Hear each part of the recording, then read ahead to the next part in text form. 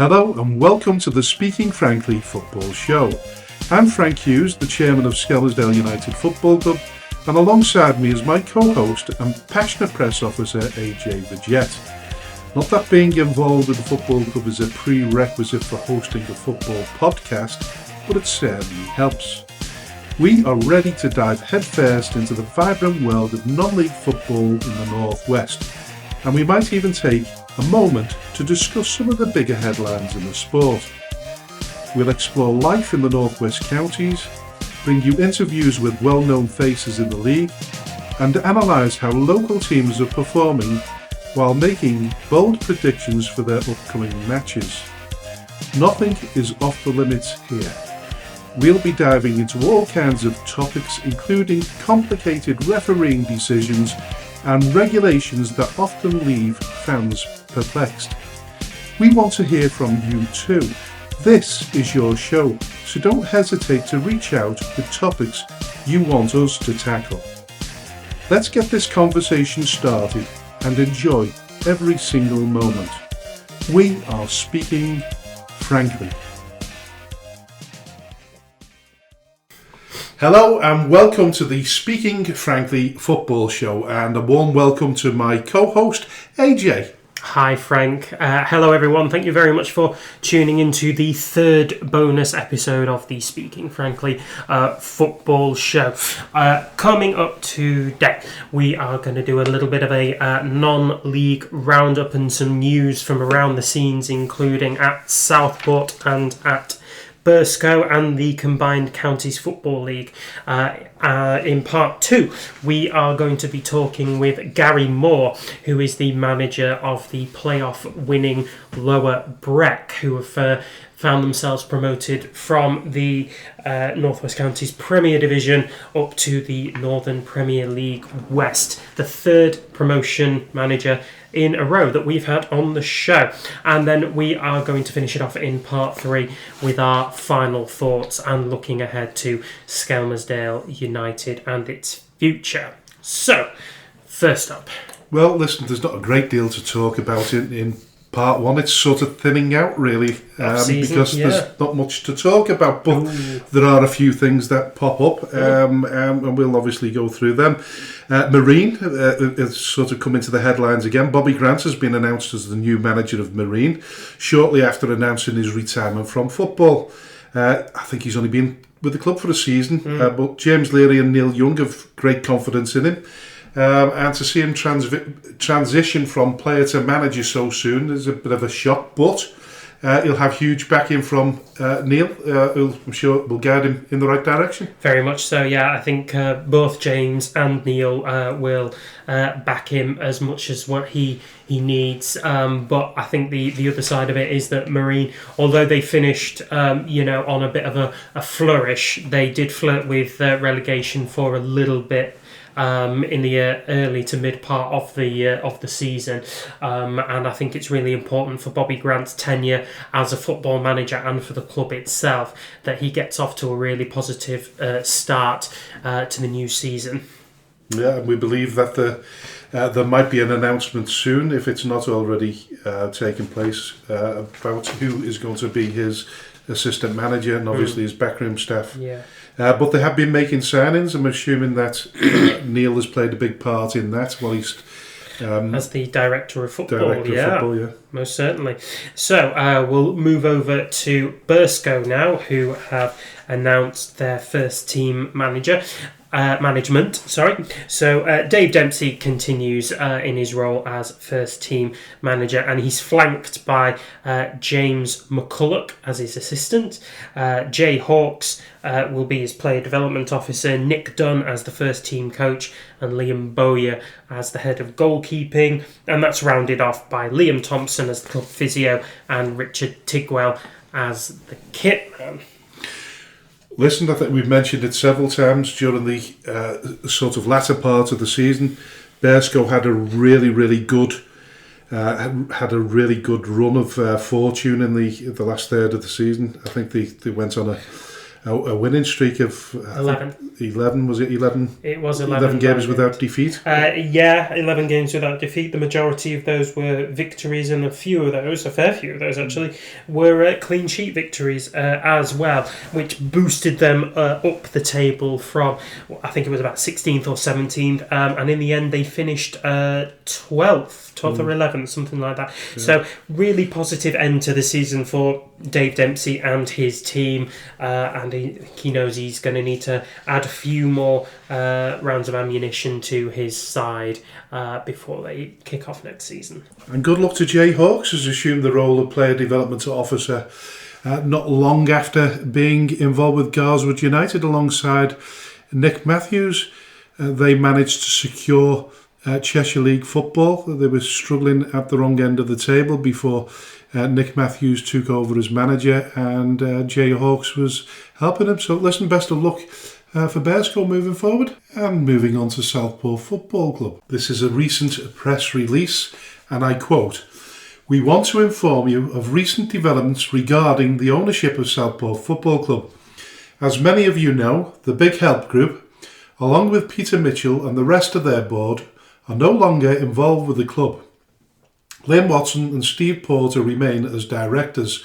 The ownership of the club has now been transferred to myself, David Cunningham, and Kieran Malone. We are preparing a more detailed statement and look forward to meeting you all soon to discuss our plans. In the meantime, we want to clarify the situation. The formal completion of the takeover has been delayed due to an ongoing investigation into the Big Help Group's activities by the Charities Commission. This investigation has implications for the new ownership transfer. We have been in regular contact with the National League and are working towards fulfilling all the necessary procedures for us to be formally recognised as the new owners. However, it is crucial that the Charities Commission understands and is content with this takeover and what it represents as a fresh start for Southport Football Club, allowing us to rebuild with a clean slate. We are delighted to announce the appointment of Neil and Mark as our new management team on Monday. Recognising the urgency, we prioritise these appointments to enable them to begin working on player contracts and recruitment immediately. Kieran and I are both enthusiastic about the challenges ahead. We understand that owning a football club is not an easy task, and we know we will need the full support of everyone involved with the club and the wider community of Southport. We are eager to meet with you all in the near future. While we won't make any unrealistic promises, our commitment is to work diligently to make you proud of our club once again. We also want to acknowledge the incredible group of volunteers at Hague Avenue. Your dedication is the lifeblood of this club, and we've already witnessed firsthand the fantastic work you do on match days, at events and throughout the week. I would like to thank you all for your invaluable contributions. The past few weeks have been challenging and the delays have been frustrating as we're eager to move forward more quickly.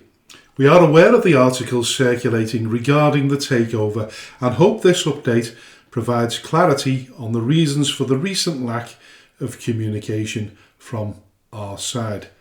End of quote.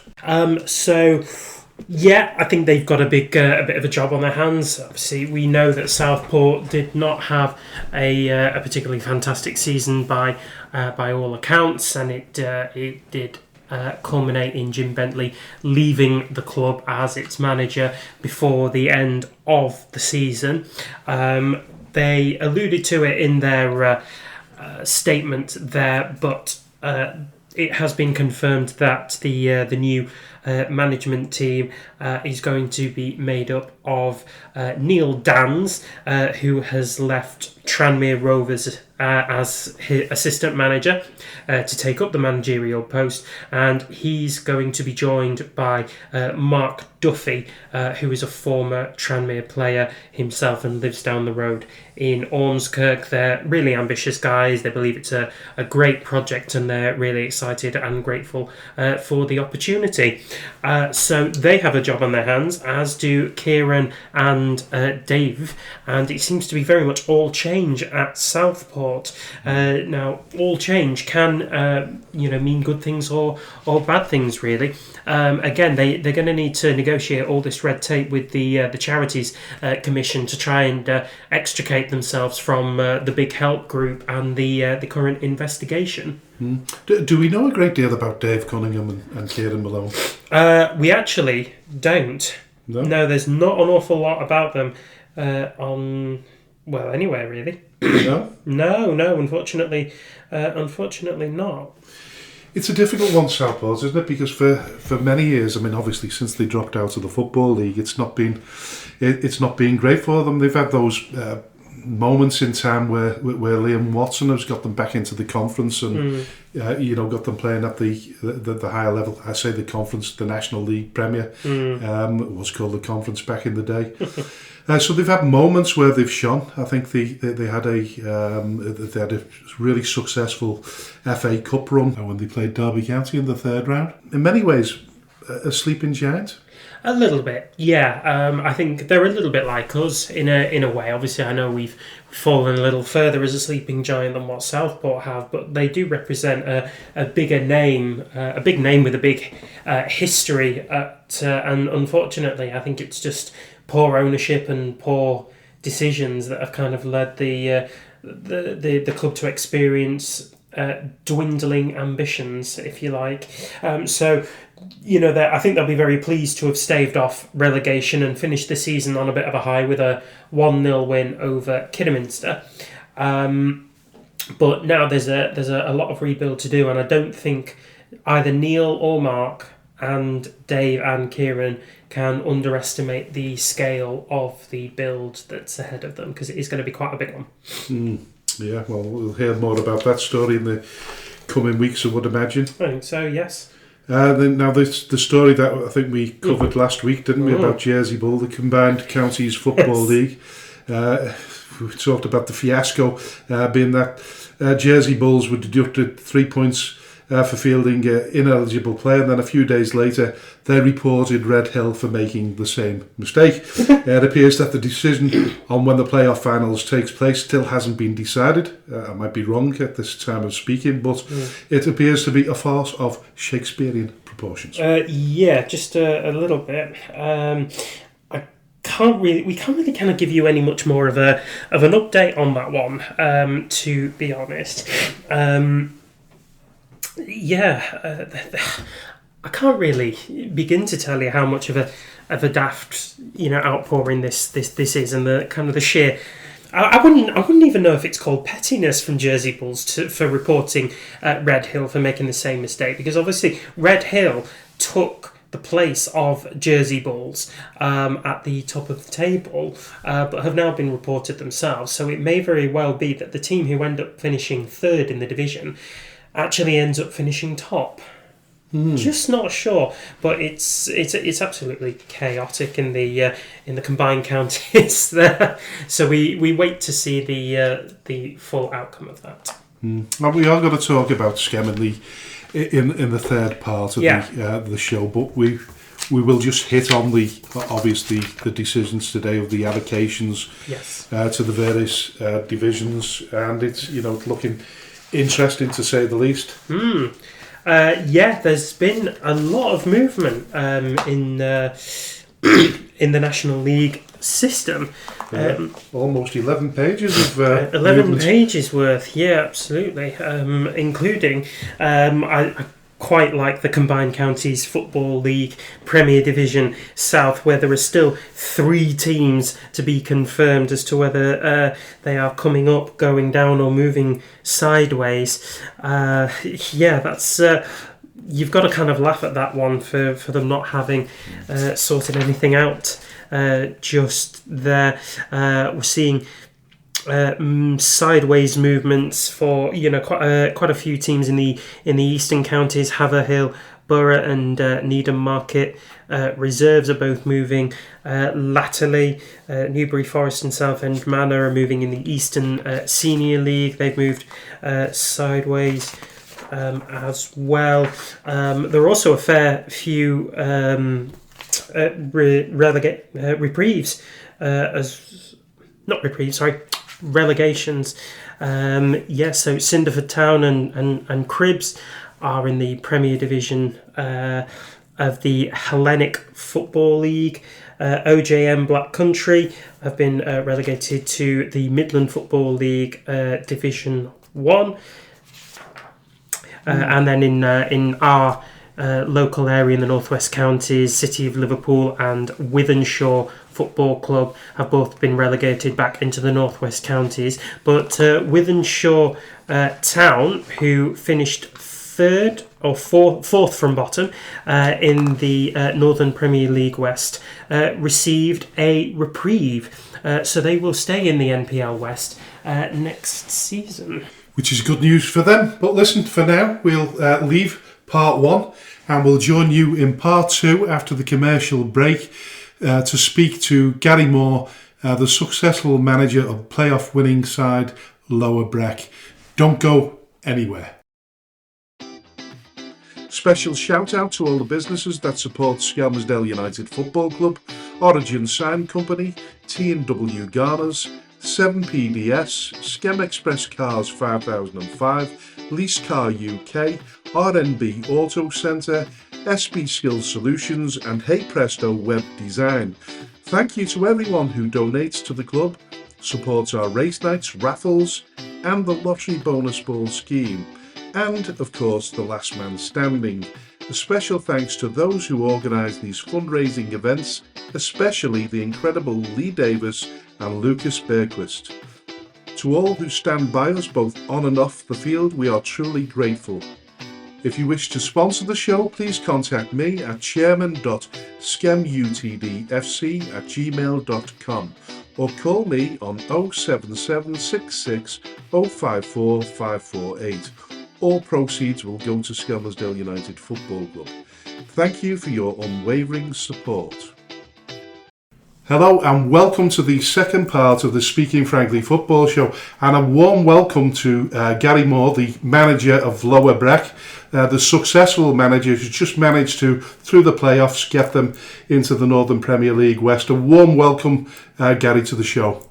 Cheers, Frank. Thanks for having me. Yeah, you're more than welcome. But listen, before we get to the nitty-gritty, just tell us a bit about yourself and your association with Lower Breck and how you started out in football. Well, yeah, obviously I formed Lower Breck in 2010. Like most lads, as I say, I played youth football and went through the levels to a certain level, and outside commitments took me away from football, to be honest, around 2021. I was DJing, you see, Fridays and Saturdays, and so yeah, I was one of those lads who fell by the wayside. But then my brother-in-law asked me to come down and help aside. He was manager of Derby Saints. They were having a bit of a tough time, he won't mind me saying that. And so I went down to, obviously, I think I took my nephew to a few games when he couldn't make it through work. And then he asked me to come down. So yeah, he had a plan to have two teams. So he formed two sides, and I took, obviously, ownership of one of the teams. And then halfway through the season, speaking to a mate of mine, he knew a couple of lads who were around that age who were looking for another team. So the plan was to form another side, and that's how Lower Breck obviously were born. We came from, obviously, that came on the back of the Springfield League, you know, the Bill Shankly playing fields. Yeah. There was a league there that was it was coming to the end. It ended at, like, I think it was under 15, something like that. So yeah, so we made the decision to obviously form a club. I'm born and bred on Lower Breck. My mum and dad still live there now, and it was a case of, you know, where we getting the name from, and obviously we took it from there. And the lad's name was Andrew Souness, who started it with me. It didn't last long, you know, getting a load of under 16-year-old lads together. So yeah, that's where it started. Yeah, listen, and I'm looking at your biography because we get very little information about you, but it says on your profile on the website, I think it is, where do you start about the man who masterminded Lower Breck's football domination? His tactical knowledge and knack of making history, making substitutions is now legendary. His eye for talent and his training regimes have labelled him the next Jose Mourinho. Some call him the Gary, Some call him Gaffer, some just call him G. But from this day forward, he will be known as the Genius, signed by Gary's mum. Did you actually write that yourself? Well, do you know what? I'm glad we're not on camera doing this. Put it that way, because I'm blushing now. Yeah. Yeah, that was like an old joke. So when we had all the lads, you were based under 18s then, as I say, we had them from 16 to 18, that little group. I say a few of them moved on into open age with us. But yeah, it was just a little bit of a joke with them, as I say. He called me Jesus, basically, at the time, and then it was a little joke that basically got took from one of the old websites that got brought to the newer one that obviously we still got to this day. So yeah, it stays there. Yeah, I'm certainly blushing with that one. Yeah, listen, your secretary, is it James, is it?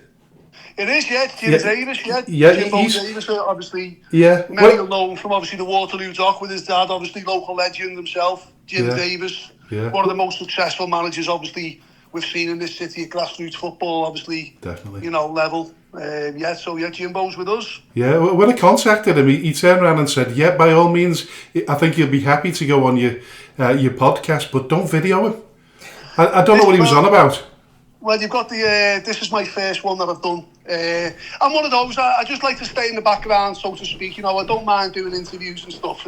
Jim's been trying to get me on camera after every game. It's... You're a bit like Tommy. Tommy doesn't want to do it either, but we managed to talk him into it eventually.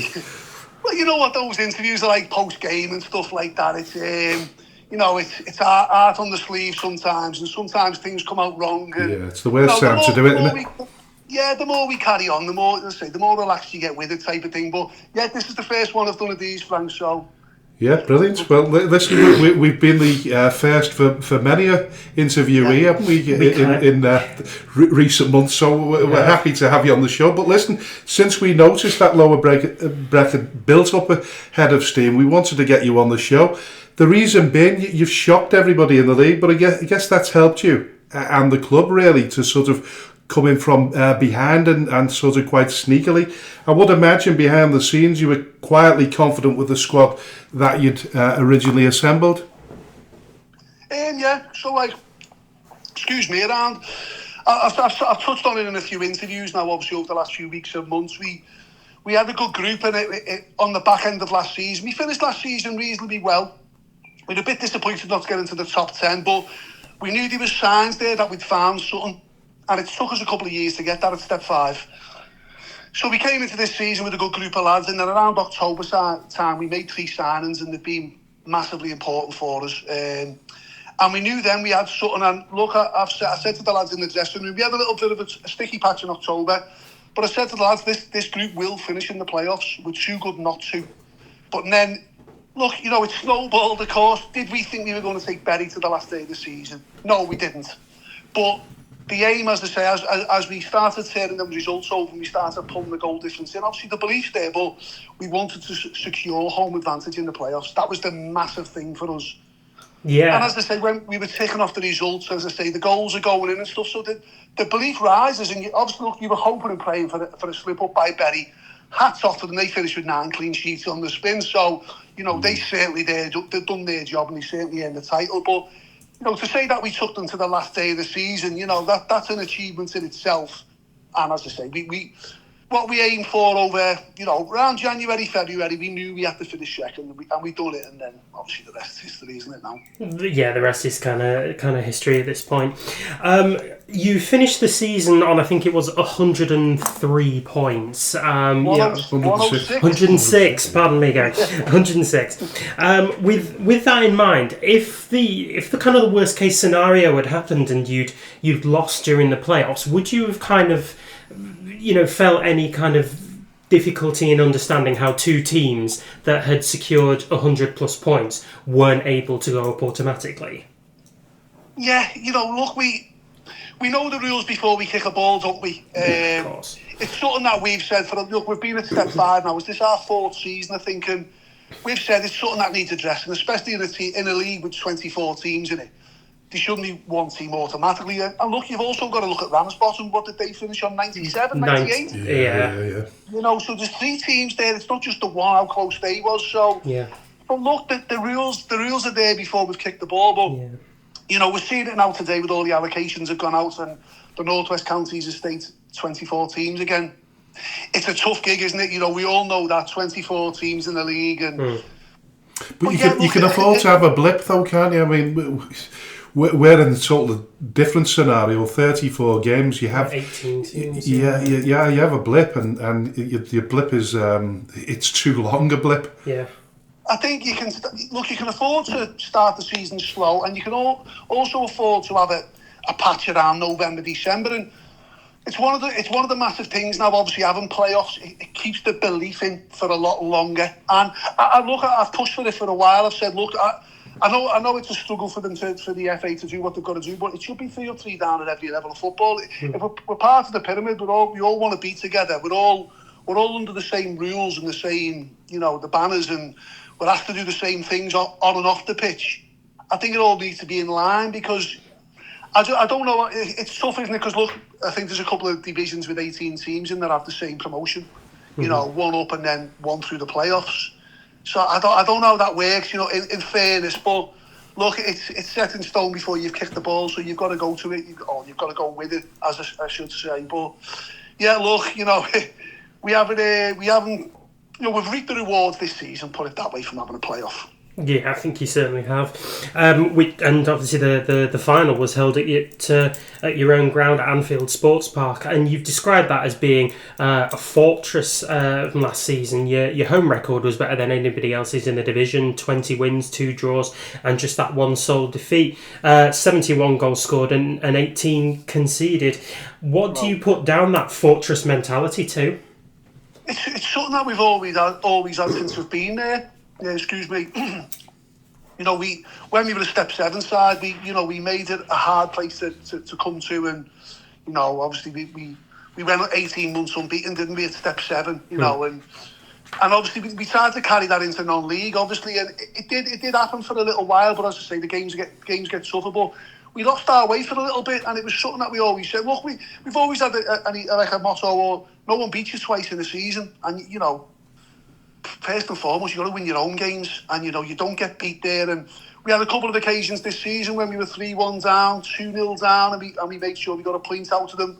Stockport Town were the only side to beat us there, and you should pride yourself on it. And look, I'm on record as saying that a lot of people moan about coming to Lower Breck because the pitch, because the facilities and stuff like that. But it's like us moaning about going to a bumpy grass pitch, isn't it, where the ball doesn't bounce fairly, and that type of stuff. So of course, everyone's got their own thing. Obviously, whoever you look at in the league, they pride themselves on the home form, and it's just something that we always say. You've got to win your own games, and as I say, and when we turn on at Lower Breck, we're a tough side to face, and we have been for years. As I say, it's not just this year, but we lost our way for a little bit. But I'm glad to say that we found it again this year. Yeah, you certainly did. There was also an awful lot of your points, as you alluded to there, being collected by goals in the 80 plus minutes of time. Is that a kind of key mentality that you endorse with the lads, to kind of keep going right to the very end, even when you think the game's gone?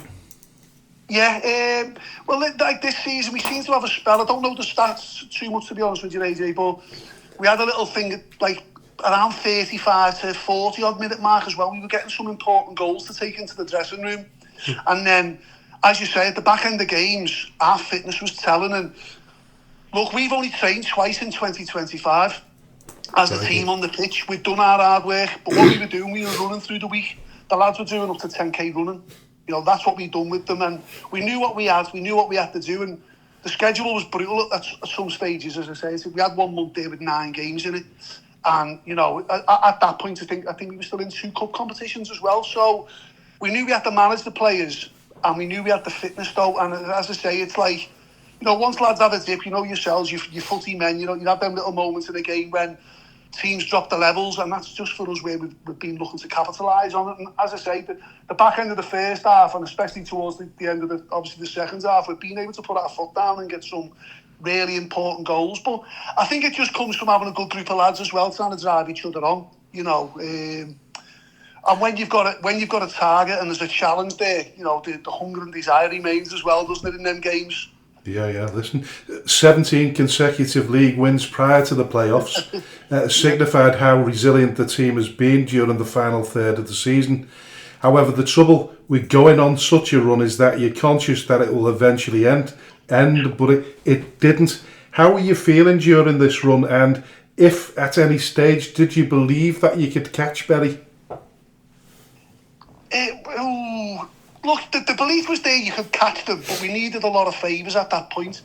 But also, as I said, I touched on it there, back in October, when if you marry up the two tables from October the way we finished, we probably needed a lot of favours then.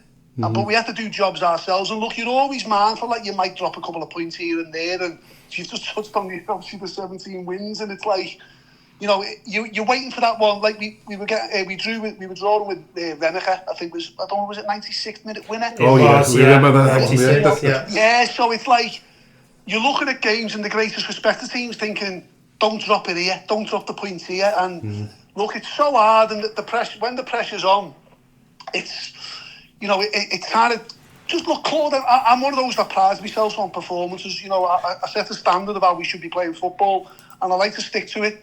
But when you get to that stage, it's just win by whatever way it comes, isn't it? You know, and yeah, look, you're thinking your luck's going to run out. You know, as I say, we went to Cheadle last day of the season, needing obviously Berry to, I think it was lose by 4, was it? Yeah.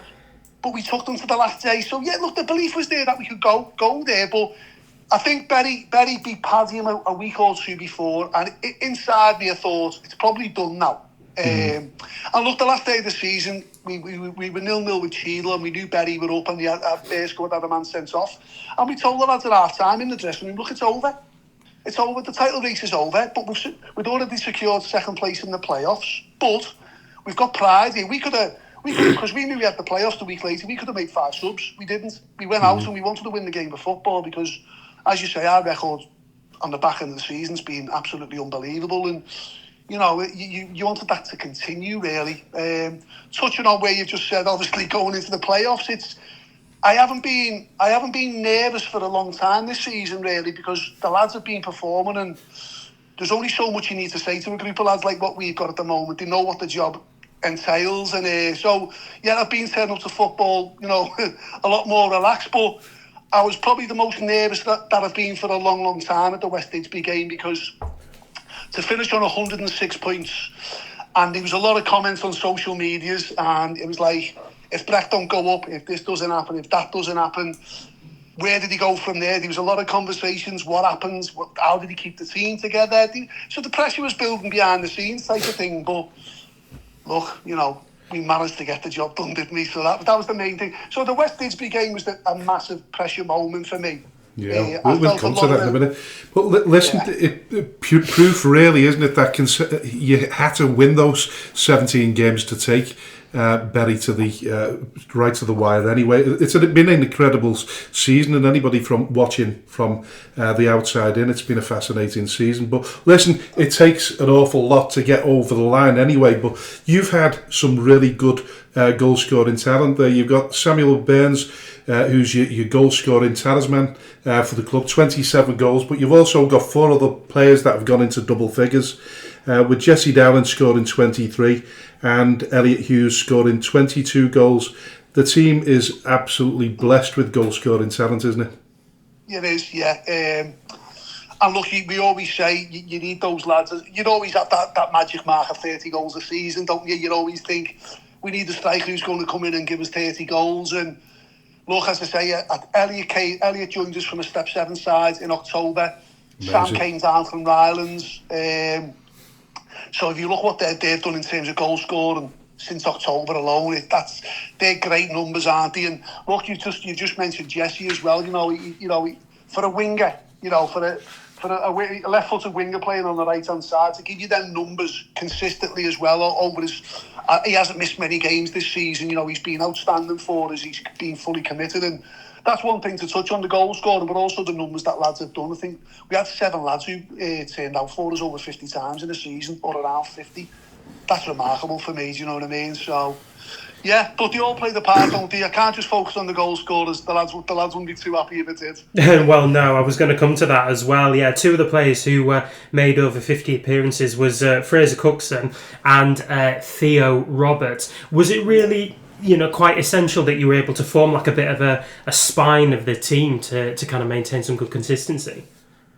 Yeah, vitally important. And the pre-season meeting that we had, we always have a meeting on the last week of the pre-season, and we said, that's what I meant to touch on then when I've just said that into the 50 numbers. We said to lads who started the season with us to have as many as we could at the end of the season, because as you know, non-league, we'd have a big turnover. So that was vitally important. That's what we said. And what you just touched on, we had a few lads over 50, I think a couple around 49s and stuff.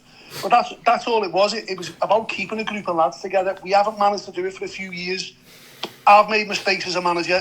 Players have made mistakes. We've signed the wrong players at the wrong times, the right players, wrong times, that type of stuff. And it happens. It's non-league, but I signed 2 players last season, Lewis Buckley and Tom Mitchell. They'd won the league with Vauxhall Motors. They went to step 4, and it was evident from what they were saying from the outside. We had the turnover of players, what Lower Breck would perceive, that was too many. And that hit home a little touch, and we were like, well, yeah, you're right, but how do we keep a group of lads together? And we spoke to them in the summer. We said, look, this is the aim. You might not be happy sitting on a bench for 10 games, but you might get another 20 games following them 20 starts. Your opportunity will come. There's not many lads who want to sit there and do that. There isn't. And it's a sad thing now, to try and keep that group of lads together. But I think we had 13 lads in the squad of 16 on the last day of the season who started the season with us. Yeah. And there was a bit of pride in that. The other lads came in October. Do you know what I mean? So I think we've done pretty well to get over the line. I think the stat came out today or yesterday where we've used the least players in the Premier Division this year. I think it was 33. So that's massive. I think I'm on I'm on that list of 33, by the way. So, so look, it's all about getting a group of lads to want to be there from start to finish. It's tough because lads will move on. Lads won't be happy and stuff. But that's what it's been: the consistency, the numbers, and have a consistent team, having a consistent 11 going out on the pitch for you each week. Yeah. In terms of recruitment, though, when you're looking at the personnel that you bring into the club, do you have this mindset of making sure that the players that you've got are going to be prepared for the step up, or even beyond that? Well, most of the lads that you've already had, they've already had a taste of non-league anyway. For us, what it's been, it's the hunger, because as I say, it's like, look, you've got to get lads who want to win. It's not nice losing games of football, but as we touched on at the start, there's a playoff there. You can have bad blips in the season, and you can still got a chance. And it's trying to keep the younger in the lads, but as you say, it's hitting their numbers, and the lifestyle that lads can have now with the holidays. They can go, look, you have lads miss the start of the season, August. It's one of the most important times of the year. You got the FA Cup, you got the FA Vars, and it can get your season off to it. Obviously a good or a bad start, can't it? But you also have lads who'll miss games now who'll go away over Christmas and they'll go away over New Year's and stuff. And for us, it's been trying to find those lads who do want to do. Look, it's tough, and it's 60 odd games a season, but you need lads who are going to give you 50 plus, 40 odd. It's not good having lads who 30 odd games a season and stuff like that. You're not going to build nothing. No. We've found that over the last couple of seasons, as I say, it just hasn't worked for us. There's been too much of a turnover of players because the commitment hasn't really been there. And look, I don't know if you know, I haven't missed a game in 15 years, not one game. And that's what I do. That's what I give. I'll give you everything. I just ask for it back. Look, if you come in our dressing room and give us 100% and we get beat, I've got nothing to say to you. But if there's lads in there and they're half-hearted and they're arguing about why aren't he in the team, but you've missed 6, 7, 8, 9, 10 games because you've been going on holidays and stuff like that. Well, there's arguments to be had, and it was all about, look, can we get a group of lads together who really want to take this club forward? Because, as I say, we've stagnated over the last couple of years. Do you feel as though the season starts too early? Yeah, I think we've had a couple of years, haven't we, when we started in July. It's ridiculous. But it probably comes on the back of the 2014 league and then the prelim for the FA Cup. And look, we started our first year at step 5, I think it was. Our first game was in the Isle of Man away. So, and that was in July. So, so you're like, well, here we go. Do you know what I mean? It's nice to go to the Isle of Man. That was our second season, tell a lie. That was our second season, that was. But but it's 24 teams in the league. But I'm not too sure. The step 6 starts as well at the same weekend. We started, I think it was the 27th of July, wasn't it?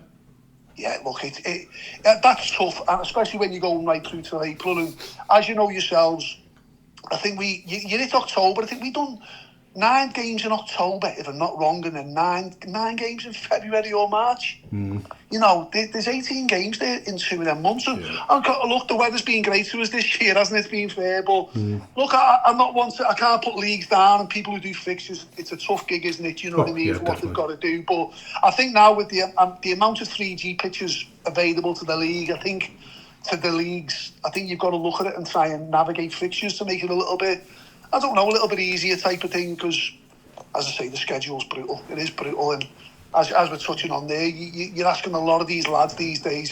The game's changed, do you know what I mean? You know, it's changed over the years, hasn't it? Now, you know, the focus is not solely on football. You know, when I played for teams when I was a lot younger, you know, you wanted to be in football.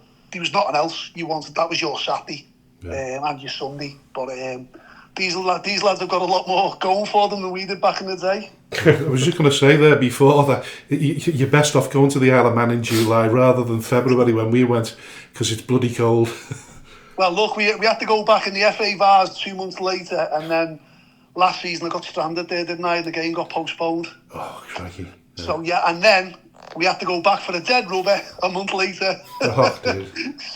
so yeah, I've had my fair trips over there. But the good trips, aren't they? They are, definitely. So, going back to the season then, you've got to the playoffs, you finished runners-up, and you've secured your home advantage, which is what you were looking for. And obviously that gives you a bit of a psychological edge. However, you're playing 2 cup finals in many ways, which is a great leveller. And what was proven by the fact is that both games was pretty tough affairs. Talk us through the West Didsbury game first. You said you were feeling nervous about that one. Were the lads feeling it? Yeah, he was. Yeah, we knew West Didsbury had been coming to watch us for about 4 or 5 weeks as well. And look, they done a number on us. They done a great job on us. You know, all credit to them. We just couldn't get going on the day.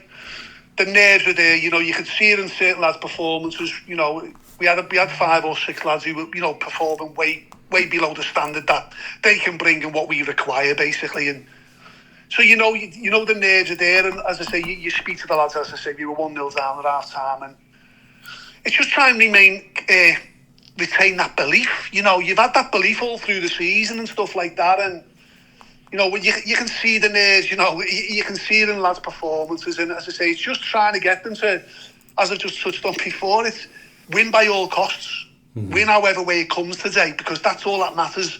No one looks today and goes, oh, well, Lower Breck were poor and blah, blah, blah. You won the game, and look, we got a slice of luck with the second yellow card. It was a second yellow card, the lad deserved to be sent off, but also it's a slice of luck when the team goes down to 10. But as you know, it's a tough game when the team goes down to 10.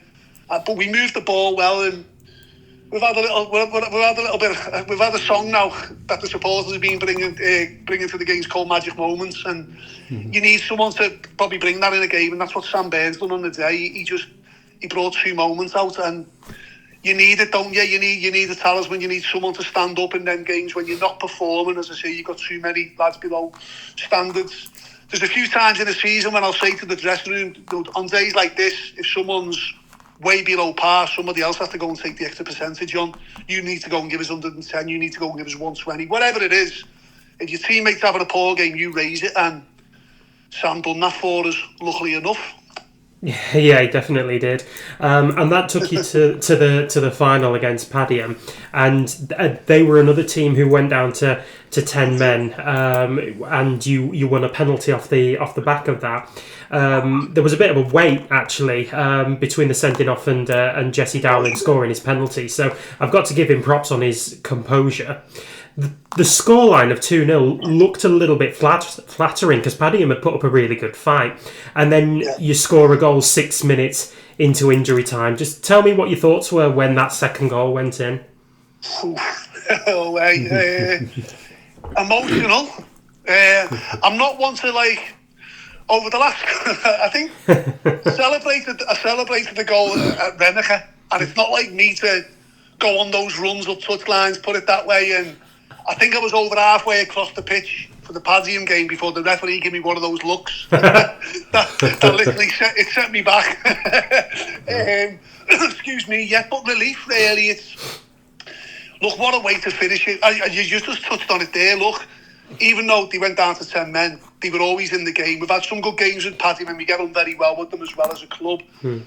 I thought we were turning the screw at 0-0. You know, we come out second half, we looked like we were a different beast. The first half, it was a Nottingham game of football, really. Our keepers had to pull off an unbelievable save. It weren't Nottingham in it.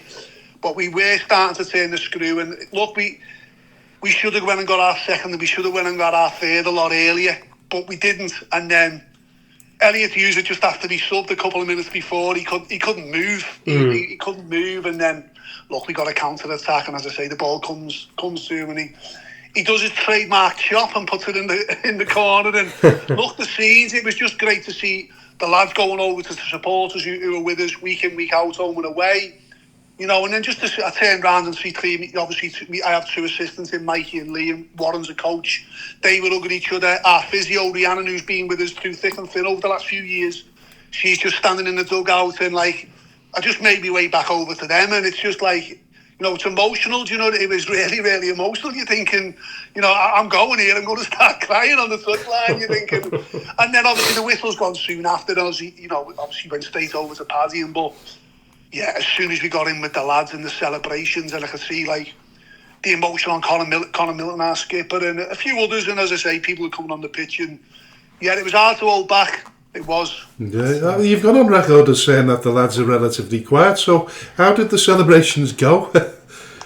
Well, we got turfed out of the place that we went back to. All right.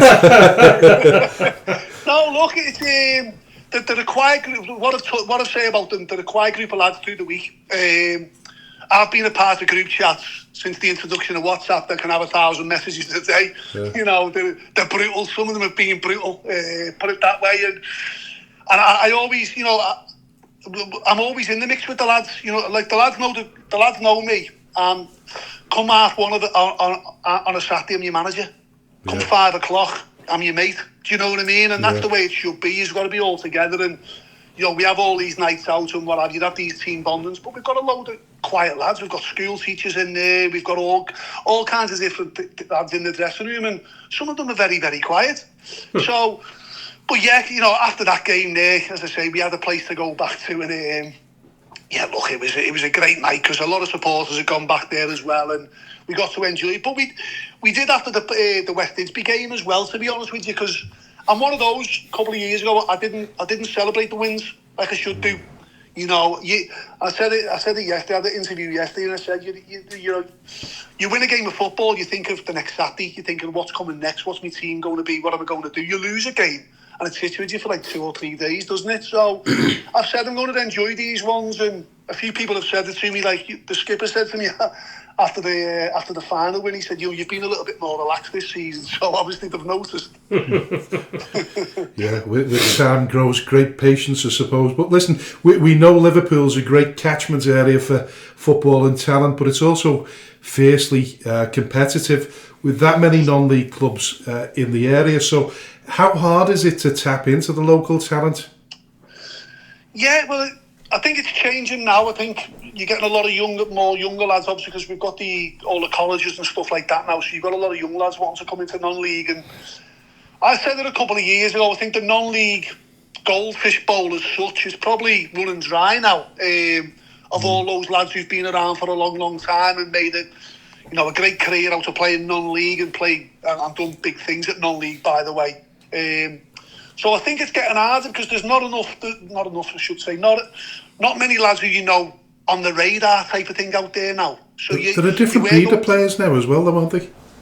It is, yeah. Look last year, because obviously I brought Liam Warren in. Liam Warren, Lee Donaghy was at Ramsbottom.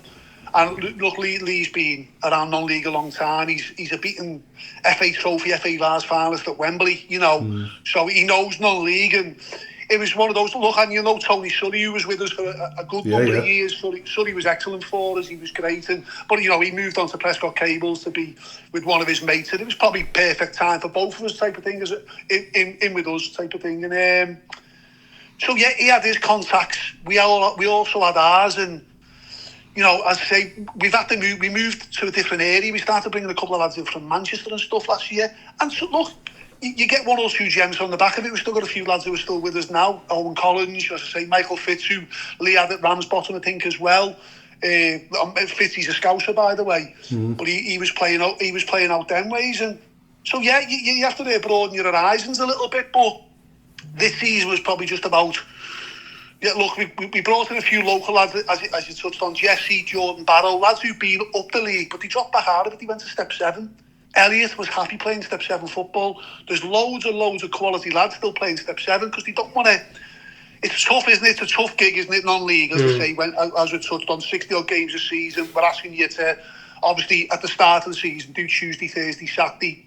It really, really is hard. And the standards, you know what I mean? There's rules to uphold, and we're asking for the full buy-in now because if I give you 100% of what I've got, I need it back. And yeah, it's hard. And as you touched on there, it's a different breed. And it's all, look, everything's changed though, hasn't it? You know, everyone's lifestyles have changed, and you know, I say it a few times now. There's not many dressing rooms you can go in now and probably, you know, rip the air out of your head in, you know what I mean? You've got to be a bit more calm and composed.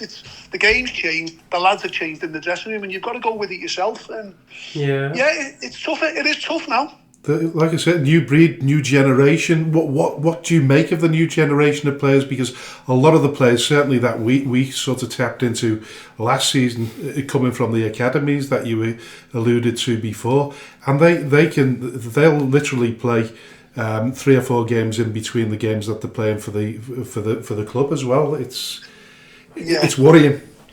Well, when you look at, you know, obviously we had a couple of lads came in from the Father Academy last year, and they were great for us.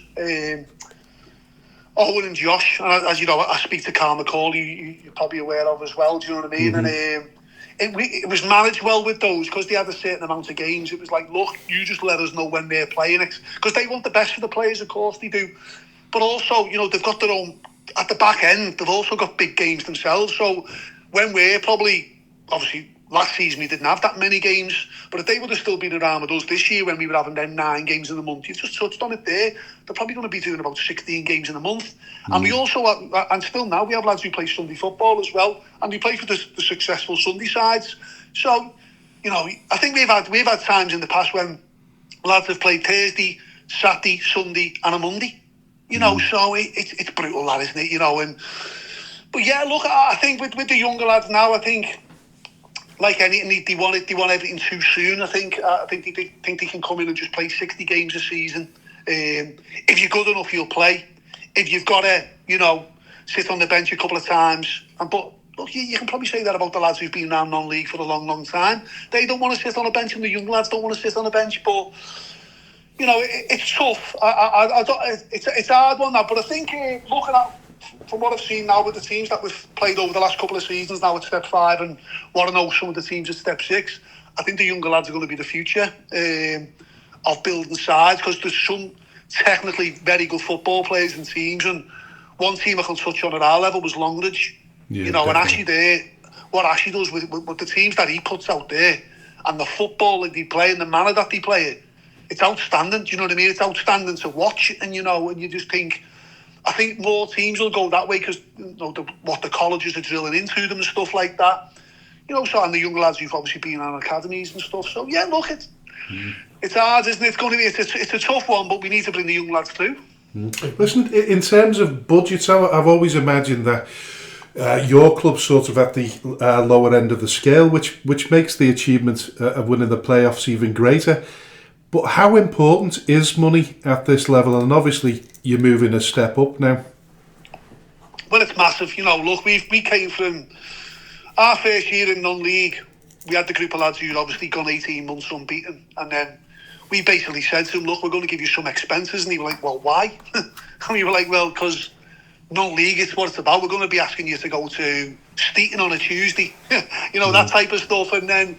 But from there, it grows, because then you want to bring another lad in, you know, and he might bring you an extra, as we touched on there. You bring a lad who's going to come in and score you 20, 30 goals. He's going to want a little bit more. And so, yeah, it's hard. And as you move forward, you need more and more. You need more investment. And look, you know, without name dropping a few, we've got a main sponsor who's stuck with us since step 7, Fisher Crown Accountants, and without them, without the likes of them, and they've grew with us, they came with us. What do you want when you first year? A kit.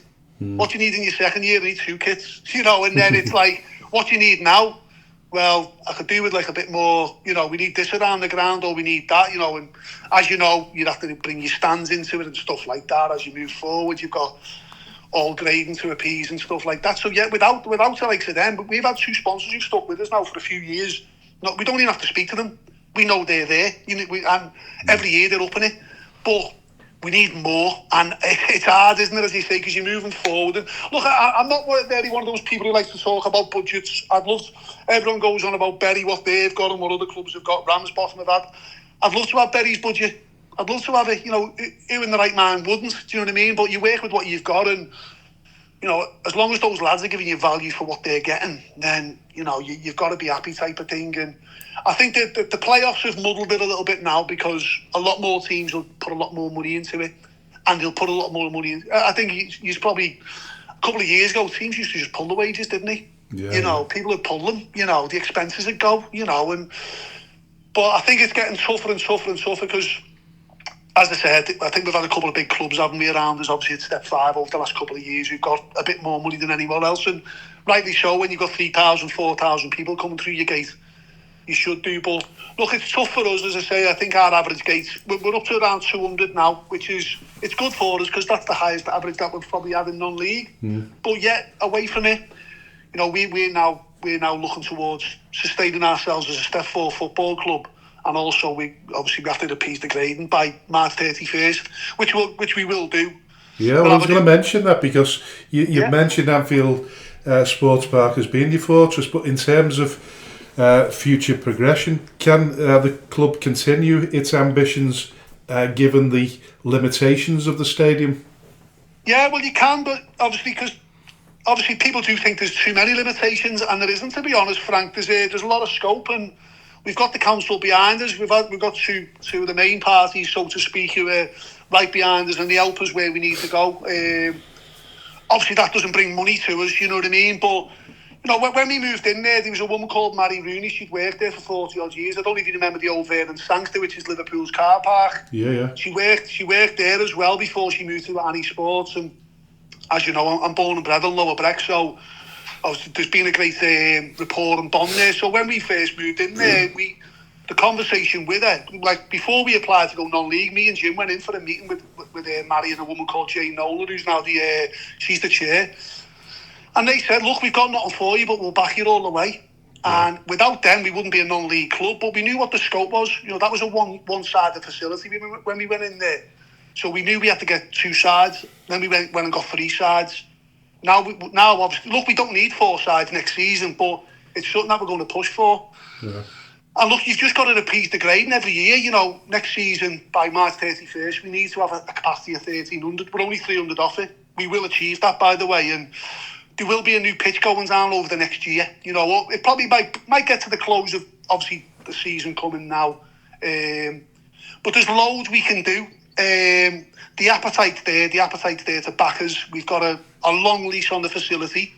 The centre has themselves. We class them as partners. You've got the Liverpool Foundation there as well, who back us as well. Do you know what I mean? In what way they can do.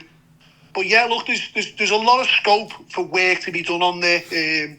I've touched on it a few times now, and probably people think I'm a fanboy. But if you look at Dorking Wanderers and what they've done, they've gone from a Sunday League team to playing in the old conference, basically. And if you look at their facility, it's near enough identical to what Lower Breck's is. Yeah. It's a steady growth plan, isn't it, really? Rather than sort of pitching above your stations. But it's like that for every ground. It's like that for every club. And yourselves, obviously, where you are now and where you obviously you have been and stuff like that. It's a tough gig, and it's a tough gig with these cage football facilities that people don't like. Our aim and ambition is to turn it into a non-league football ground. Now, we're only going to be able to do that by keeping a 3G pitch down, and obviously that's only going to take you so far as well, type of thing, because obviously they've got a community to obviously facilitate, you know what I mean? We haven't gone in there as bullies and took over the facility. we just like to think that we've put it on the map a little bit more. But by doing it, we've added a lot to it, and we want to keep adding more. And we are going to, with the help of the centre, by the way. They have to put a lot into back Lower Breck as well, by the way. Do you know what I mean? Yeah. Behind the scenes, it's not just all us, as I say. They help us where they possibly can, and we pride ourselves on people leaving there with a good thing to say about us as a club and and look, you're always going to get the gripes and the people who don't like them facilities, and you're getting it now with the hubs with the 3 pitches in a hub. But no, look, don't worry, we will get the ground up to the necessary requirements, put it that way. Listen, it's been an amazing journey for the club, like 15 years since you've formed. Yeah. You must be looking forward to the challenges ahead, particularly in the Northern Premier League West. Yeah, because look, you just touched on it there. I said it in an interview yesterday. I remember playing a game in 2011. I was the only person on the touchline with 13 players. So we had 11 players on the pitch and we had 2 on the sideline. In that game, we had 2 men sent off, by the way. I'll never forget it. So we had we had 13 players and me there, and so now what you just said there, we're going into the NPL West. It hasn't sank in yet, I'll be honest, it hasn't. Obviously, the allocation's coming out today. There's been a good little chatter behind the scenes and obviously on social media and stuff, and the excitement's going to start building now. I'm trying to have a break. I don't get a break. I don't get one because you want one, but your phone's there, isn't it? Your phone's there to speak to people and message people, so there's no such thing as one of those. But look, it's just the excitement's going to get ramped up. The pressure, obviously, behind the scenes to do what we've got to do is going to get ramped up. Touched on that sponsorship, obviously. There's a lot of things to change in terms of obviously how we move forward now, obviously, in terms of revenue and stuff like that. But look, as a football side, as a manager of a club now going to step forward, the excitement's there. And it's, as I say, it's such, we're going to face a couple of teams that we've done in the past, and we have a great rapport with Avro. We're going to go and face Congleton again. Obviously, we get to rub shoulders with Bootle now in a league, and then it's all the new clubs really, isn't it? Stalybridge Celtic, Whitton Albion, who we've played in pre-season games. There's a lot there, isn't it? Trafford, and I can keep reeling them all off, but it's still pinch myself that we've got promoted. And there's money spinners there as well. Bury, you've got Bury to look forward to as well. Look, we've played Bury 3 times, and we've never really. We must be one of those clubs that have never really reaped the benefits of it, because as we touched on, they don't really like coming to our grounds, and we've beat them 3 times at the Annie. So I hopefully that's the reason why they don't want to come. But no, look, look what Bury have just had for their last game of the season, 9,000. Bloody hell, But look, our capacity's 1,000. If we can get 1,000, we've never hit 1,000. Do you know what I mean? If we can hit 1,000 there at some stage in this season, it'll show you that the club is still moving forward. But also now we get to play in the FA Trophy. I was going to say that's a sort of elevated FA Vars competition, isn't it? There's more revenue involved there. It is, it is. You just, and look, we've never done too good in them competitions, the Vars and the league. The FA Cup, and as I say, the league competition. We had a good go this season, but we've probably we've failed in them competitions, and we've prided ourselves over the years in cup competitions. As I say, if you look at the history, we've done a double, we've done a treble, we've done a quadruple. We've done everything at the level. So, as I say, we've had a couple of barren seasons, but we've got the biggest prize, which is promotion this year. And we get to go and give another league another go. We go and get to put Lower Breck on the map even further. And I think we've done that, obviously, by pushing Bury all the way, 106 points. And, look, the excitement's there. It's I'm going to milk it for a little bit longer, I'll be honest. Listen, you deserve it. You deserve it, but listen, just a quick one before we let you go. In terms of recruitment next season, you happy with what you've got, or you're out there looking already? Yeah, well, you're never happy, are you? No, we are, of course. We are. Look, we've touched base with a couple of our own players, because we've got to try and secure a few. Look, every conversation that we've had with the lads, no one wants to leave, not one player, which is great. There'll probably be more proper conversations with them to make sure they are fully on board, because we don't want to get to August and we lose lads after 5 games because they're not happy or this, that and the other. But so there'll be conversations to be had. yeah, there's targets. There always is targets. We always build a list. We'll always touch base with lads who maybe are looking to move on from the clubs that they're at. Lads have obviously touched base with us. You know, they've shown an interest, obviously, at the back end of the season. Look, if you're looking at any players, I could be looking to moving on. But yeah, we're going to get this week out the way. We're going to get into next week. Probably start planning a few meetings. Yeah, but look, it's time to enjoy this moment while the sun's out as well. You know. Yeah. A few more beers. Well, yeah. Look, you know, I'm not a big drinker. You know, I'm a lightweight, but I've probably had one there enough every night since we won promotion. Put it that way. You know, how does it say? So, the rocky road.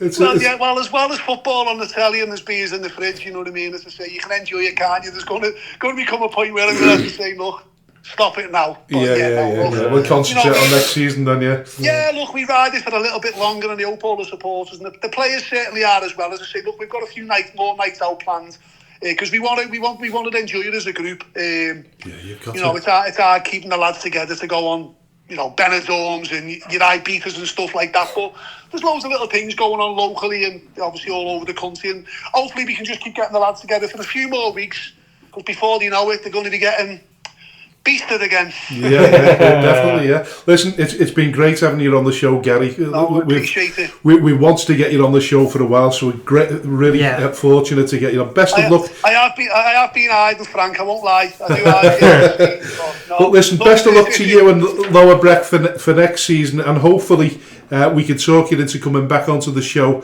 when you've settled into the Northern Premier League West. I certainly will, mate. Yeah, and I appreciate the time from you and AJ, mate. I really do. Not at all, Gary. We're rooting for you. Yep. Go well, Thanks mate. very Definitely. much. I appreciate that. Thank you. All right, take care, Gary. Bye-bye. Bye now. Bye. Special shout out to all the businesses that support Skelmersdale United Football Club, Origin Sign Company, T&W Garners, 7PDS, Skem Express Cars 5005, Lease Car UK, RNB Auto Centre, SB Skills Solutions and Hey Presto Web Design. Thank you to everyone who donates to the club, supports our race nights, raffles and the lottery bonus ball scheme, and of course the last man standing. A special thanks to those who organise these fundraising events, especially the incredible Lee Davis and Lucas Bergquist. To all who stand by us both on and off the field, we are truly grateful. If you wish to sponsor the show, please contact me at chairman.skemutdfc@gmail.com or call me on 07766 054 548. All proceeds will go to Skelmersdale United Football Club. Thank you for your unwavering support. Hello and welcome to the third and final part of the Speaking Frankly Football Show, and a big thank you to Gary Moore. What an interview. What a guy. That's a stunning interview and a really good guy. Very, very passionate about what he believes in the project of Lower Breck. He's seen this club through, you know, the highest highs, the lowest lows, and I think this could have been the highest high of his career so far. So all of next season, he's just going to be a pure adventure, and so we absolutely wish him well with that.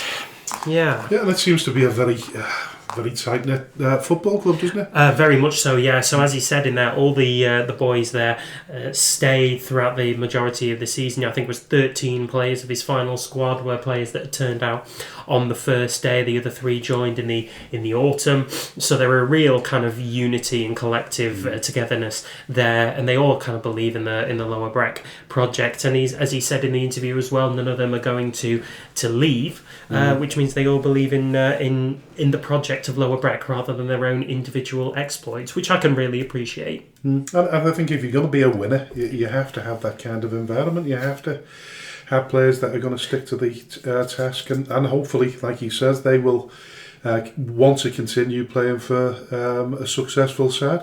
The only problem being is money. We do know that there's a lot of players that will move on for the next £5 or £10. Yeah, I'm afraid so. Like, football is a bit of a fickle business as well. You know, we've seen it with players, even at the top level, players who are moving to, you know, maybe not as bigger clubs, but for extra money, I was the players who relocated to China or Russia during those crazy big spend periods, and I think now with America and Saudi Arabia, those are the new ones as well. So it's fair play to him for being able to sign players with loyalty and commitment to the badge. Well, I think he'll do well because listen, he gave the impression there that at 1:30 he's the boss. At 5 o'clock he's a friend. So I think he's got the right balance there. Yeah, he seems to be well liked, which is great. Very much. But listen, thanks once again to Gary for coming on the show. Very much. Yeah. I hope to speak to him sometime next season when he's hopefully doing really, really well in the Northern Premier League West. Yeah. Now we are going to move on to matters of Skelmersdale United. Now, if you didn't see the notification by the North West Counties Football League at midday yesterday, then you will be unaware that Skelmersdale United have been relegated from the North West Counties Division 1 North, and thus relegated from the semi-professional football circuit altogether.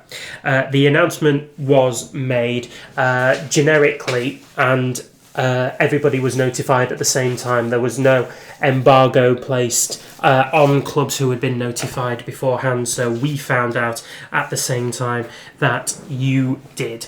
Now, interestingly enough, the Division 1 North has retained 18 teams in the division, and the same with the Premier Division, which has retained 24. But the North West Counties First Division South has 19 teams in it, including 2 that were newly promoted out of regional leagues. So Hawkmond and MSB Walton have been promoted. Telford Town have also been promoted from further south on the map. And Division 1 North only sees 2 changes to it. So Cheadle Heath Nomads have been moved latterly from the Southern Division, and Fulwood Amateurs will take our place in the North West Counties Division 1 North, with Garstang receiving a reprieve and Route 1 Rovers being moved latterly to the Eastern Division. These are all, of course, I have to point out, are decisions made by the FA and not the North West Counties. No. But what I did find strange was that MSB Walton have found themselves in the Southern Division of the North West Counties. Bit odd one for me, that. They find themselves in the Southern Counties despite playing in the Liverpool Premier Division last season. Obviously, we talked to Gary, and we know from experience that there are an awful lot of Liverpool-based teams that are plying their trade in the Division 1 North and the Premier Division as well, including Maghull, Lower Breck, Litherland Remica, South Liverpool, City of Liverpool, AFC Liverpool. So there are a few that are based in Liverpool in the northern end. So that in itself makes this a slight eyebrow raiser. Well, it does, because Cheadle Heath Nomads have been laterally moved over to the North Division. I mean, there's surely teams there, Droylsden included, that are more suddenly, not that I'm suggesting Droylsden should have been, because they fought hard to get back into the they certainly did. To the North, or they certainly wanted to. There's always going to be fall guys and people that are not going to be too happy, but for me it would have made more sense if Cheadle Heath Nomads would have stayed in the Southern Division, thus making it up to 20 teams rather than 19. And listen, I'm gonna say it, but a reprieve for Skem would have been great for us. We take it. We know what the rules are before the season starts. We knew there was a good chance that it was only going to be one team that were going to get relegated. Unfortunately, we couldn't finish any higher than we did. We finished bottom, but it's a sad state of affairs. We know that points per game ratio didn't favour us in terms of reprieves either, but I just question the balance right across the non-league spectrum, obviously at step 6, and whether a reprieve could have been made for Skem. Yeah, it's exceptionally difficult, really, and it does make the balance of the Northwest counties now incredibly lopsided. Because, as we say, there's 19 teams in the Southern Division.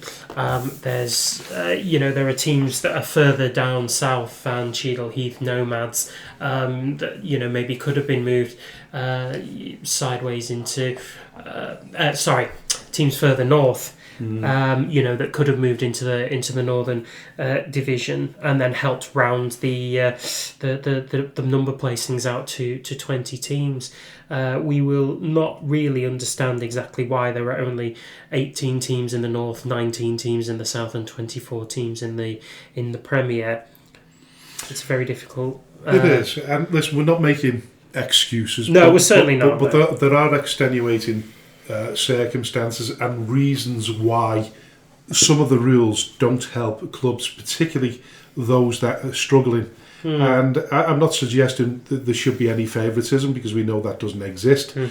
But in terms of the overall picture of the Northwest Counties Division 1, and as it stood at the beginning of last season when we were relegated, a lot of those games were top heavy. They were played. I think we played 2/3 of our games before Christmas, before the Boxing Day, before we'd finished our Boxing Day dinner, which didn't seem, it wasn't conducive to a team that was struggling.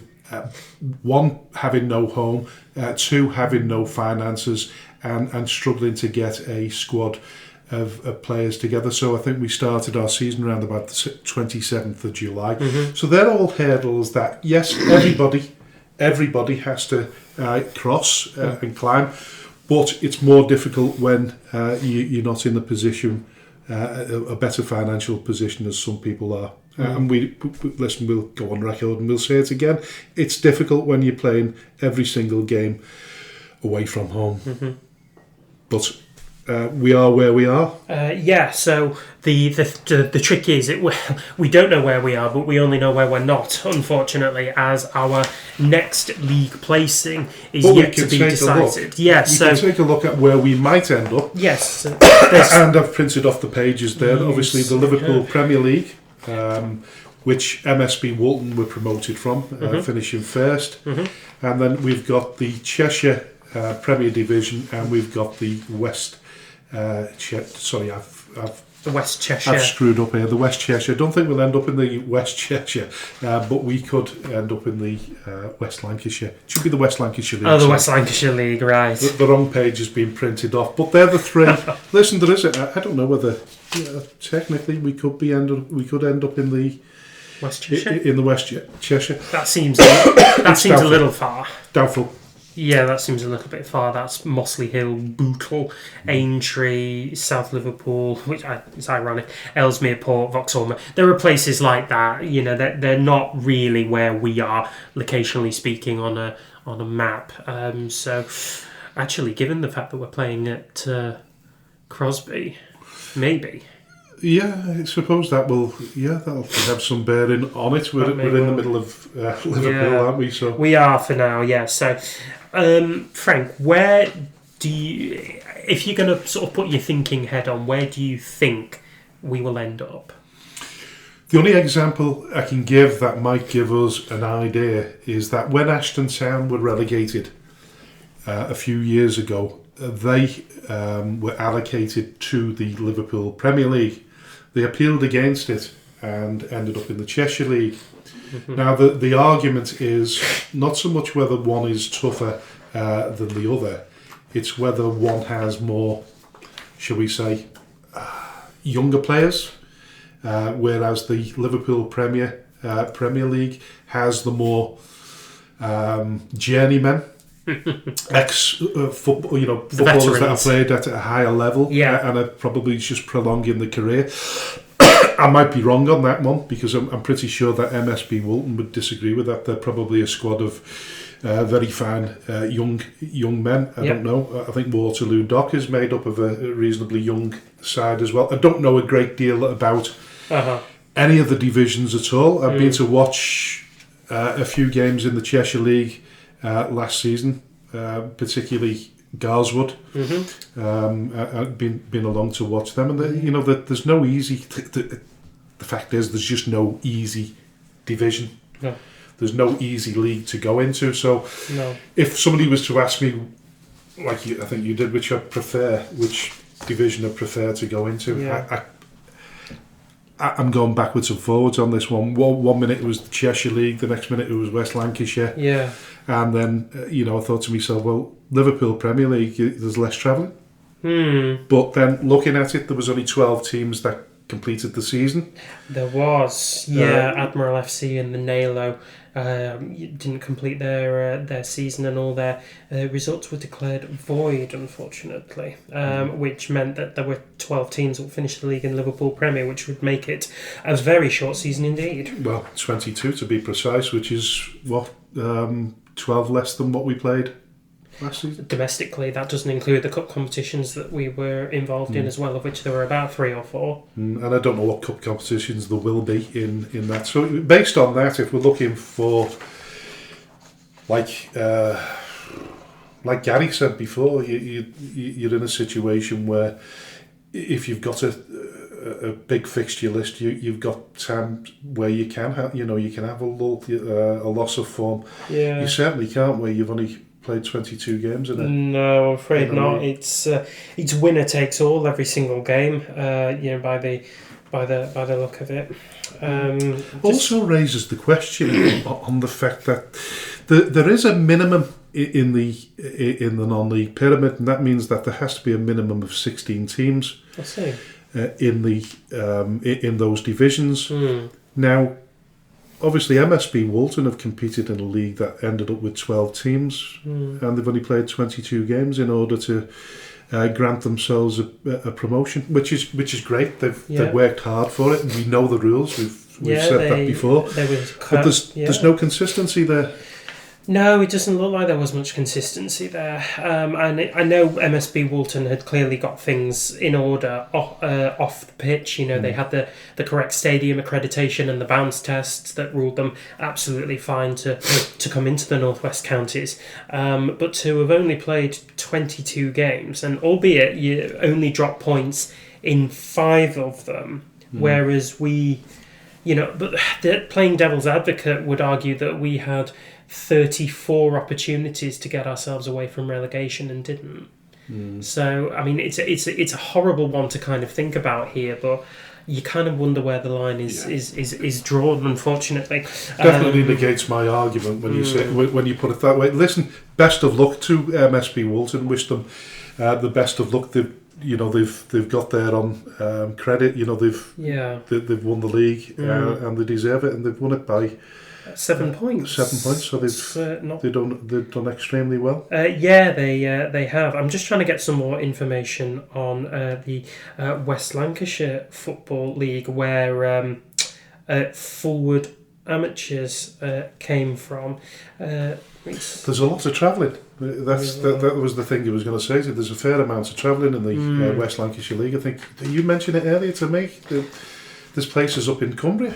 Let's have a look. So the West Lancashire Football League. Let me see. Where did Fulwood Amateurs finish in that league? That's unusual. Yeah. We're having a pregnant pause here. Premier Division. Right, let's have a look. Yeah. So Fulwood Amateurs finished 4th, but their backstory was enough that they had their affairs in order and were promoted. So Blackpool Wren Rovers, Rossendale, Haslington, which is over in Blackburn, Poulton, which is up beyond Blackpool, Milnthorpe, which is in the Southern Lake District, Coppell, which is just down the road from me in Chorley. That's okay. And Whitehaven, which is up in Cumbria to kind of Carlisle way. Bit of a trek there. It is a bit of a trek there. Now, what was handy about that league is, well, I don't know if it's even handy really, but there's 15 teams in the league, which would make it a 28 game season should it happen. But there's an awful lot of travelling around in there, and a lot of teams they don't exactly represent local. It's not exactly West Lancashire, is it? No, it's not. No. But listen, regardless of where we end up, and we take it on the chin. We're not arguing about it. There's a lot of things that you might not be happy with, but we have to look forward to next season. Yeah. And I think I mentioned it in my press release earlier on today. We made the bold commitment of signing up to a ground share agreement with Marine. Yep.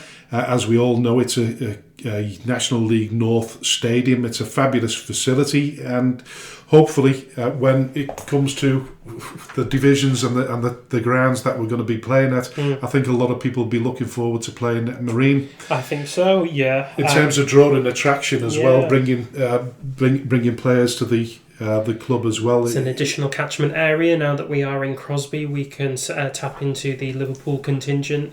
We can look to scrounge and scavenge from Southport, Crosby, Formby, teams and places like this one. Ellesmere Port, I think, is another one. So there is scope for talent around here, and because we've got our affairs in order off the pitch and we have this ground share agreement with Marine, if this is agreed for the season beyond next and we finish in the top 5 of whatever league we finish in, we don't necessarily have to finish first to be promoted. I know MSB Walton did, but Fulwood Amateurs finished 4th, and they finished 4th by 15 points off of the leaders of that division, Tempest United. But ironically enough, they only finished ahead on goal difference from the 5th place team, Blackpool Wren Rovers. So there is an awful lot of scope for, although not winning the league, being promoted, which again gives us all the more opportunity to see this as a bigger rebuild. Yeah.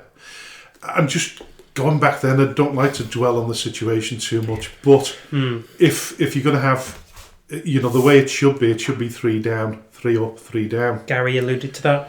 Yeah, mentioned it before. Now, I agree with that, but I understand that there's issues surrounding that, because a lot of teams have either failed ground grading or they've fallen out of the league, and we'll talk about Farsley Celtic in a minute. But once you're in that position, then if we finished in the bottom 3 of our league, but they've finished 4th in their division. That does not seem fair. No. It doesn't seem fair at all. It does seem very unusual, and I understand that the league have to have some scope of flexibility to try and promote teams and give them a better opportunity. But at the same time, there has to be a bit of a limit here. I mean, finishing 4th in their division, 15 points behind the leaders, it doesn't scream domination of the amateur divisions here, and I don't know how much scope for success it will give them in the North West Counties Division 1 North, although I do wish them well. Yeah, listen, I wish Fulwood all the best as well, moving up. But if you look at the Premier Division of the Liverpool Premier League, Joey Orr's FC finished in 5th place. Had they had the ground requirements, they could have gone up as well. They only played 21 games. And won 10 of them. Yeah, I don't know whether there's a game to be played. Between themselves and King Harry FC. That's interesting. Yeah. But anyway, it just raises that question again about the fairness in it.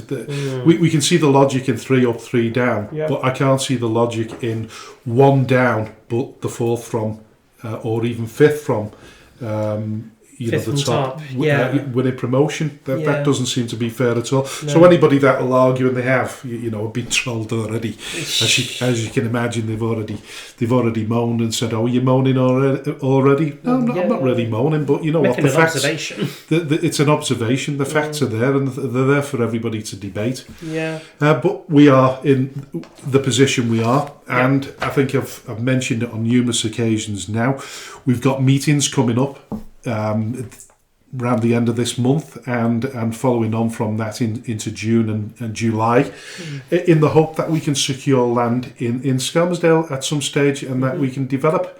Now, if people are looking for reasons to criticise the football club, let's be really, really honest about it. If you haven't got the money to build a plan, to create a ambitious or winning football club, you can only float or try your best to float, and that's what we've been doing for the past few seasons, and that's what we'll continue to do. The most important thing at the end of the day was to stay in business, which we've managed to achieve.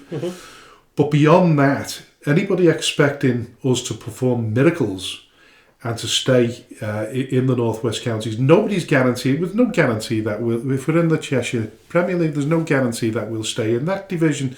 We might be relegated again. But it all comes down to finances. Money rules football at whatever level you want to talk about. So from that perspective, let's be honest with each other. It's easy to criticise, but those behind the scenes that are working hard, and not just the board of directors or the supporters, the people and the volunteers that have been involved, but the sponsors, the stakeholders. I put a lot of money into this football club, and I'm entitled to have my opinion just as much, probably more than anybody else. And I'll continue to put as much money as I can into the football club to keep it floating, but I need help. And rather than criticise, come up with the goods and give us a bit of help. Support the football club. Don't keep criticising. It really annoys me that there's ex-supporters that still have a voice. Come along, criticise at the football match. You wouldn't stop watching Everton if they got relegated to the Championship, would you? You wouldn't. You wouldn't blame it on. Well, you would. You'd blame it on everybody else but yourself, and then you'd walk away from it.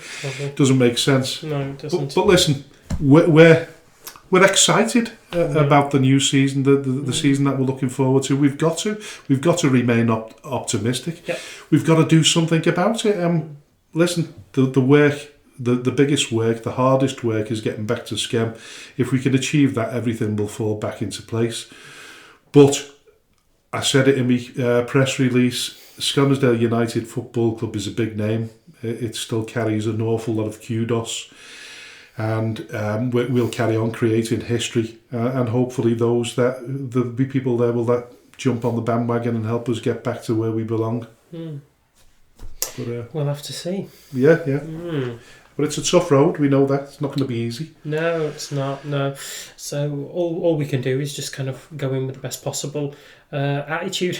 Yeah. 100%. Now, Farsley Celtic, we'll go completely off the Skem subject altogether. But nobody came in with any questions. We did ask if anybody wanted to ask any questions, and nobody's asked any. Listen, I've been batting off phone calls all day, so I probably answered most of them anyway. But moving on to Farsley Celtic, as we've featured this story for quite a while, heavily, and we've had their ex-owner on the show in the shape of Paul Barthorpe. Yep. And unfortunately now the club has been relegated 3 divisions because they couldn't get a licence to play in the National League North due to the ground improvements on the pitch not being made in time. So now they're dropping down to the Northern Counties East Premier Division. Seems... Yeah, which is step 5, isn't it? Yeah. Sad day for Farsley. It's very, so the Northern Counties East Premier Division is the equivalent of the Northwest Counties Prem Division here for us. So that'll be where they kind of start their journey back up the pyramid. We've not had any confirmation yet as to where they're going to be playing. We assume it's somewhere inherently much closer to the town of Farsley than Buxton in Derbyshire, as they now have scope to put down roots, in much tighter, in much easier conditions and surroundings. And I think most Farsley Celtic fans and volunteers and anyone associated with the club would have expected something like this to happen. They have been treading a bit of a wire all season in regards to, this ground development business through no fault of their own, it has to be said. And unfortunately, the league has, the FA has ruled that they've got to start again, really. So deeply disappointing for Farsley Celtic, but again, another opportunity to build back from scratch. and their debts have continued to mount. Apparently, the directors, Paul Glover, Josh Greaves, John Stubbs and John Wickham said, as a board, we recognise this will be disappointing for our fans as it is for us. It's not what we wanted, but sometimes you need to take a step backwards in order to move forwards. And pragmatically, we believe this move to be necessary to protect the long-term financial future of the club. The debts facing the club have continued to mount in recent weeks. We're in a situation where we have to be pragmatic. Northern Counties East League offers us significantly lower travelling costs and running costs as well as we seek to stabilise the club. Our funding bid for a new grass pitch will be decided by the Football Foundation next month, while a ground share for the start of next season is almost agreed. And we're still looking to work on securing a lease for the ground. The club added, while we could have appealed against the decision, the long-term future of the club remains our priority, and a lot of work has been put in by the board and others to ensure Farsley continues to have a semi-professional football club. The long-term future of our first team, deaf, junior and women's sides continues to be our priority. Now, I believe what they've said is sometimes you do need to take a step backwards in order to move forwards, and I think, as well as being pragmatic, that is probably the philosophy for a lot of clubs that are in that position, similar to us, and pretty much the same could be said of us. This is a step backwards, but it's a step backwards to move forwards. Yeah, and I know that we've had to take a few steps backwards over the last few seasons in order to try and stabilise the club, make it so that it not only floats but rises and prospers. And this is just another step that we need to take for the good of the club itself and the preservation of its existence, really. So, as we say, we've managed to do that again for next season. We've got a ground, we've got a manager and a coaching staff. We've got fans and volunteers and a board of directors. And I hope very much that we still have most of the team from last season as well. So, although we have been relegated, we are in much clearer circumstances and surroundings going into the season than what we were last season. I mean, I wasn't here, for God's sake, so that shows you the certainty that we've got. Well, listen, we made improvements. There's no doubt about it. In terms of maintaining football, carrying on, that was the first aim. We managed to do that, and we're solvent. We're not in any debt. So that's sort of to be gloried. But listen, there's a lot of clubs, bigger clubs or so-called bigger clubs that are in just as much trouble as us. Blythe Spartans, they finished bottom of their division. I think they're in the Northern Counties East themselves. They might very well be. Yeah. Let's have a look. What do you say anyway? But I mean, I think I've seen something on social media saying there that how the mighty fall, because they'll now be playing with, is it Blythe Town? There's a Blythe Town as well as a Blythe Spartans? Goodness me. Yeah.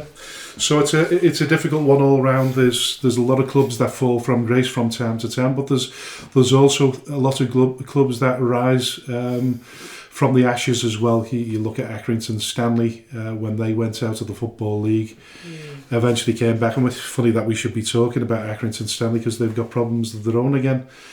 But no club stays down forever. No. So, no, they don't. This is just our little drop before we rise again. And how are you feeling about next season? I'm excited. We've got a lovely little ground. I say love. It's little. It's practically palatial compared to where we've been prior. Facilities are fantastic. We have a squad. We have committed players, which is something that we didn't have 12 months ago. Yeah. With the exception of 2. Maybe even 3. So again, that's a positive and an optimistic there. We're likely to be garnering more fans, from the Crosby and surrounding areas who, may want to come and see Skelmersdale United play. So there's no end of opportunities here to make new friends and to get more wind under our belt and get potentially new financial benefactors as well. Yeah, and listen, that's definitely what we need. We need more sponsorship, more stakeholders. Anybody that's interested in supporting the football club, then listen, you can catch us on all forms of social media. Yeah. You'd be more than welcome. Yeah. And listen, I've been speaking to a potential stakeholder from Rehad during the week, and there's a possibility that we might possibly have someone investing a bit of money in the football club within the next few weeks as well. But listen, there's nothing guaranteed. I don't want to get overexcite anybody, but we talk to as many people as possible. We try to talk to all the right people and try to get the club back on its feet again. Mm-hmm. But listen, I think that rounds off this bonus episode of the Speaking Frankly Football Show, which leaves me with the final points of what have you learned this week? Well, I have learned that there is no realistic scope for what the FA will pull out of the hat in terms of setting up the provisions for leagues next season. I had an inkling that we would be going down. I didn't for a second think that there would be 3 teams in the Northwest Counties, 3 leagues, with different number of teams in that league. 24, 19 and 18, it does beggar a little bit of belief. So, always be surprised at what the FA pull out of the hat. On a much more pragmatic note, though, I will say that what I've learned is, and I'll echo the sentiments of the Farsley Celtic chairs there, sometimes you do have to take a step backward to go a few steps forward. Yeah, totally agree with you there. I was sort of resigned to the fact that we were going to be relegated. When the news filtered through, it was disappointing. I felt a huge amount of